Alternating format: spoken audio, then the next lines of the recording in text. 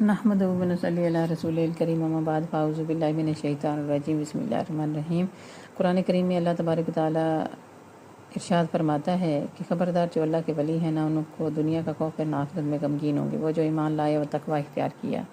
آپ کے سامنے ولیوں کے سردار حضور غوث اعظم رضی اللہ تعالیٰ عنہ کے حالات زندگی، واقعات اور تعلیمات کے مضامین جو مظہر جمال مصطفی سے لیے گئے ہیں، تالیف ہے حضرت نصیر الدین ہاشمی قادری برکاتی کی۔ اس میں آج ہمارا عنوان ہے مقصوم کا حاصل ہونا۔ صاحبزادے، جس وقت تو مرید ہونے کے درجہ میں ہے، تو اپنا مقصوم حاصل کر شریعت کے ہاتھ سے، اور جب تو خاص صدیق بن جائے تو اسرار الہی کے ہاتھ سے مقصوم حاصل کر، اور جب تو متی اور واصل اور مقرب بن جائے تو فعل خداوندی کے ہاتھ سے لے کہ خود بخود تیرا مقصوم تیری جانب پہنچایا جائے گا، اور حکم دینے والا تجھ کو حکم دے گا، وہی تجھ کو روکے گا، اور فعل حق تیرے اندر حرکت کرے گا۔ ہر شے حق تعالیٰ سے ملے گی۔ صاحبزادے، جب تو خادم بنے گا تو مخدوم بن جائے گا، اور جب رکے گا تو روک دیا جائے گا۔ خدمت کر حق تعالیٰ کی، اس کو چھوڑ کر ان بادشاہوں کی خدمت میں مشغول مت ہو جو تجھ کو نہ نقصان پہنچا سکتے ہیں اور نہ نفع۔ وہ تجھ کو کیا دیں گے؟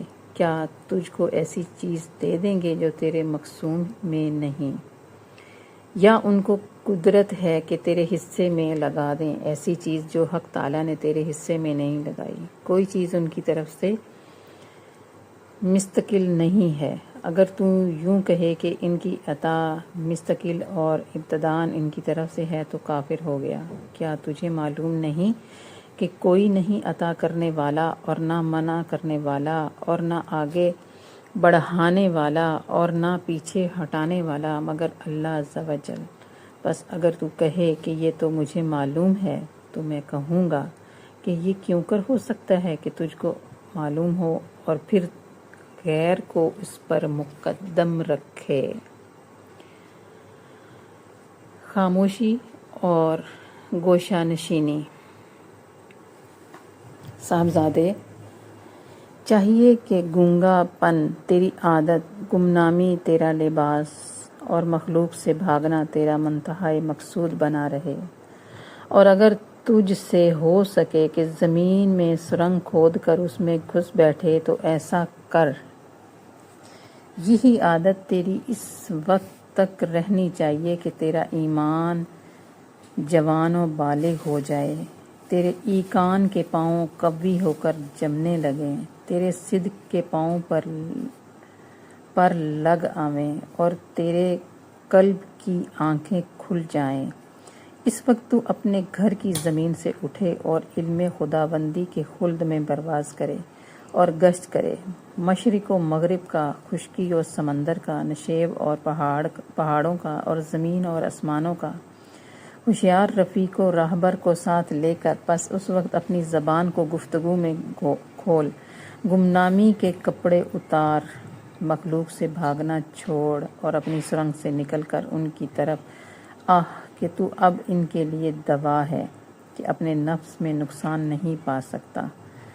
پس پرواہ مت کر ان کی قلت و کثرت کی، ان کے متوجہ ہونے اور رو گرداں بننے کی، اور ان کے مدح و مذمت کی۔ جہاں بھی تو گرے گا دانہ چگ لے گا، اس لیے کہ تو اپنے رب عز و جل کے ساتھ ہے۔ صاحبو، خالق کو پہچانو اور اس کے حضور با ادب بنو۔ جب تک تمہارے قلوب اس سے دور رہیں گے اس وقت تک تم بے ادب کہلاؤ گے، اور جب وہ قریب ہو جائیں گے تو با ادب ہو جاؤ گے۔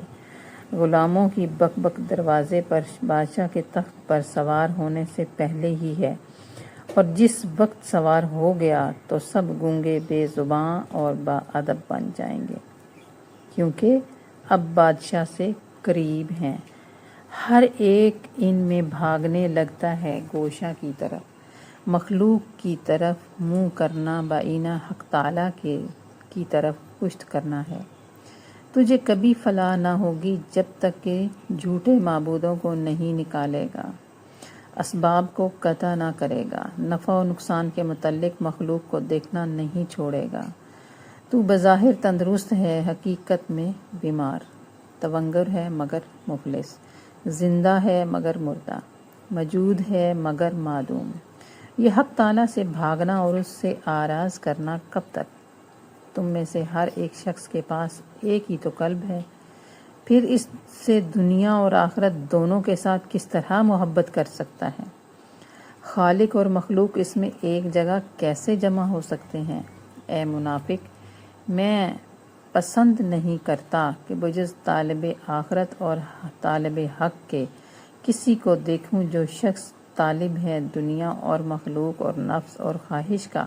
مجھے اس کا کیا کرنا، بجز اس کے کہ اس کا علاج پسند کرتا ہوں کہ وہ بیمار ہے اور بیمار پر صبر نہیں کر سکتا مگر طبیب۔ تجھ پر افسوس ہے کہ اپنی حالت مجھ سے چھپاتا ہے، حالانکہ وہ چھپ نہیں سکتی۔ تو مجھ پر ظاہر کرتا ہے کہ تو آخرت کا طالب ہے، حالانکہ تو طالب ہے دنیا کا۔ یہ ہوس جو تیرے دل میں ہے تیری پیشانی پر لکھی ہوئی ہے، تیرا راز اعلانیہ ہے۔ جو دینار تیرے ہاتھ میں ہے وہ کھوٹا ہے، جس میں سونا 1 وانگ وزن کا ہے اور باقی سب چاندی ہے۔ یہ سلسلہ ابھی جاری و ساری ہے، اگلے ویلاگ میں ملتے ہیں۔